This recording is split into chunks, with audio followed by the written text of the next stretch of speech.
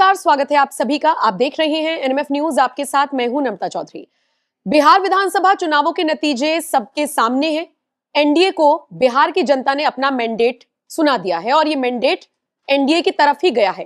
प्रचंड बहुमत से भी बहुत आगे एनडीए निकलती हुई नजर आई है और आरजेडी को 25 सीटों पर ही संतोष करना पड़ा है। पूरे महागठबंधन का अगर आप जिक्र करेंगे तो 35 सीटें। सवाल यहां पर कल से ये भी उठ रहे हैं कि क्या leader of opposition in Bihar Vidhan Sabha ये पद भी बचा पाएंगे तेजस्वी यादव। इसको लेकर जो आंकलन बैठाया जा रहा है उसके मुताबिक 25 सीटें चाहिए होती है किसी भी पार्टी को और वो 25 सीटें आरजेडी के पास आ गई हैं। तो नेता प्रतिपक्ष वाली कुर्सी तो चलिए तेजस्वी यादव बचा लेंगे। हम बात कर रहे हैं एनडीए की। कल से लेकर अब तक आप देख रहे होंगे बात हो रही है महागठबंधन की, बड़े बड़े चेहरों की, लेकिन इन सबके बीच कोई प्रशांत किशोर का जिक्र क्यों नहीं कर रहा। जनसुराज ने जो बड़े बड़े दावे किए थे, प्रशांत किशोर ने तीसरी शक्ति के तौर पर जिस तरीके से जनसुराज को उभारने की कोशिश की थी और ऐलान कर दिया था कि या तो हम सरकार बनाएंगे या 10 सीटों से भी नीचे लेकर आएंगे, उस पर चर्चा क्यों नहीं हो रही। आज उसी पर चर्चा करेंगे और आपको बताएंगे कि पीके की भविष्यवाणी एक सच हुई है और एक झूठी साबित हुई है। झूठी तो यही कि सरकार तो नहीं बना रहे, लेकिन हाँ 10 से कम सीटें आई हैं। कम क्या, शून्य, खाता भी नहीं खुला है। हाँ, यहां पर आपको यह जरूर समझना होगा कि जिस वक्त रुझान आने शुरू हुए उस वक्त हमने देखा कि जनसुराज के जो कैंडिडेट्स हैं 3 से 4 सीटों पर ऐसा लगा कि हो सकता है वो बाजी मार ले जाएं और 3 से 4 सीटें निकल जाएं।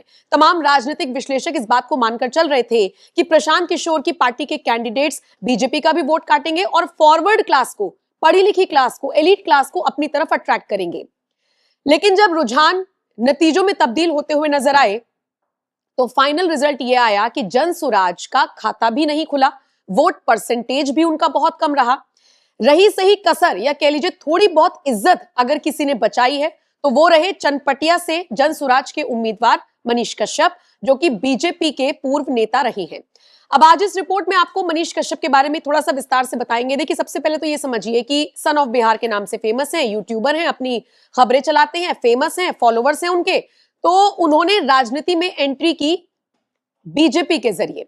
हालांकि फिर खबरें आई कि चूंकि बीजेपी ने उन्हें टिकट नहीं दिया या उतनी ज्यादा तवज्जो नहीं दी जितनी वो चाहते थे, उन्हें मौका नहीं दिया, तो वो बहुत जल्दी आनन फानन में फैसला उन्होंने लिया और बीजेपी को टाटा बाय बाय कहकर वो जनसुराज के साथ जुड़ गए थे।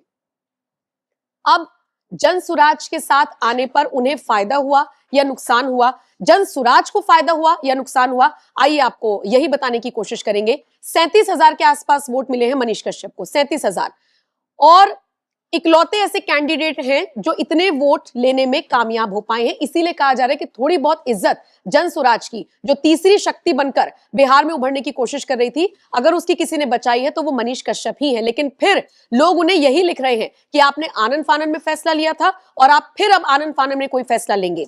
लोग उन्हें ये बात इसलिए लिख रहे हैं क्योंकि अपनी सीट से हारने के बाद मनीष कश्यप ने ऐलान कर दिया कि मैं फिर से शुरुआत करूंगा। आइए सबसे पहले तो मैं आपको मनीष कश्यप के आंकड़े बता देती हूँ इलेक्शन कमीशन की वेबसाइट पर जाकर कि क्या आंकड़े रहे हैं और कैसे उन्होंने लीड किया है, कौन उनसे आगे चला है और कैसे उन्होंने अपनी थोड़ी बहुत इज्जत और अपनी पार्टी की इज्जत बचाने में वो कामयाब रहे हैं। बिहार की एक सीट पड़ती है चनपटिया, ये रही। अब देखिए, अभिषेक रंजन कांग्रेस के लीड कर गए हैं, जीत गए हैं। 87,538 वोट उन्हें मिले हैं, 602 वोटों से वो जीते हैं। सेकंड नंबर पर रहे उमाकांत सिंह जो कि बीजेपी के हैं, उनको मिले हैं 86,936 वोट। अब देखिए, दोनों के बीच का मार्जिन है सिर्फ 602 वोट, मतलब अगर 602 वोट ऊपर नीचे होते तो शायद बीजेपी यहां होती, कांग्रेस यहां होती, लेकिन फिलहाल कांग्रेस के अभिषेक रंजन जीत गए।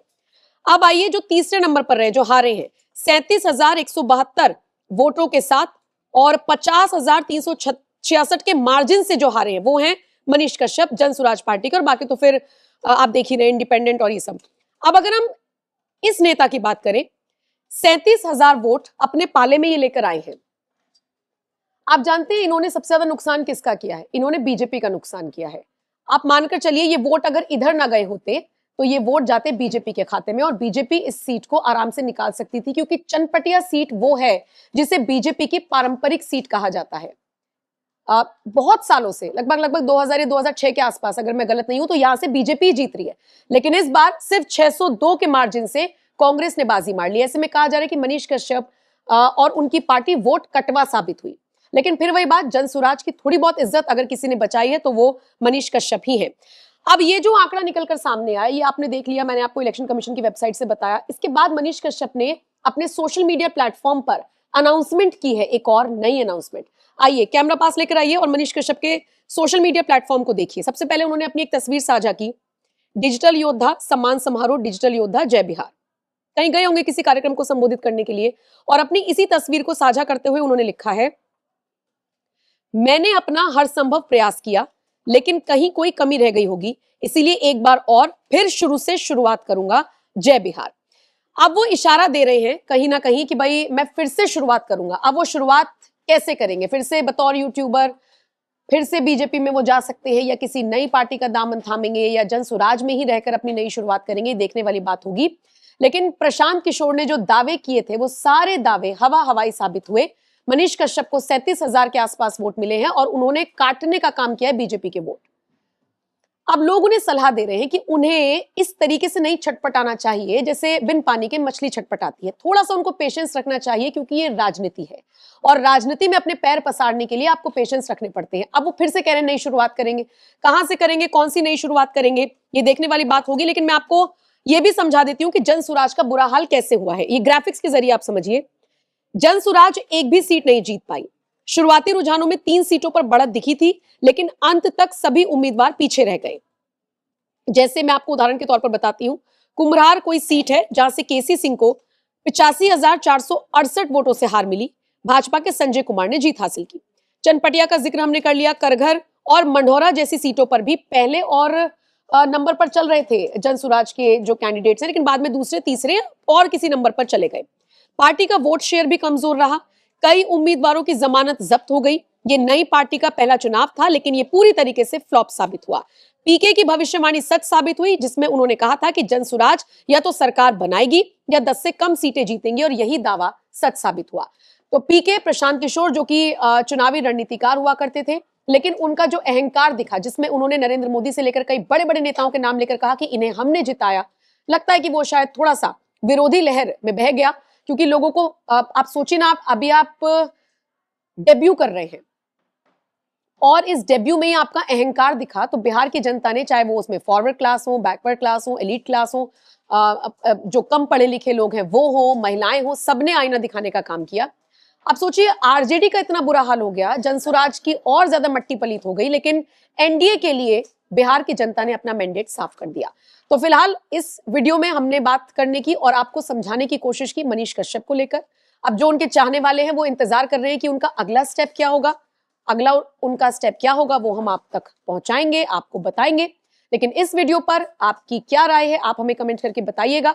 पवन सिंह ने जितना दिमाग लगाया इन चुनावों में, और पहले भी हमने देखा लोकसभा चुनावों के दौरान भी जितना समीकरण उन्होंने बैठाने की कोशिश की, सबसे ज्यादा समझदार इस वक्त अगर भोजपुरी इंडस्ट्री में कोई बताया जा रहा है तो वो यही बताए जा रहे हैं पवन सिंह। बाकी खेसारी लाल का भी हाल हम सब ने देख लिया। बड़े बड़े वादे कर रहे थे, ब्रह्मा की बनाई हुई लकीर को वो मिटा देंगे, कोई माइकल लाल उनको हराने के लिए पैदा नहीं हुआ, ये सारी बातें वो कर रहे थे।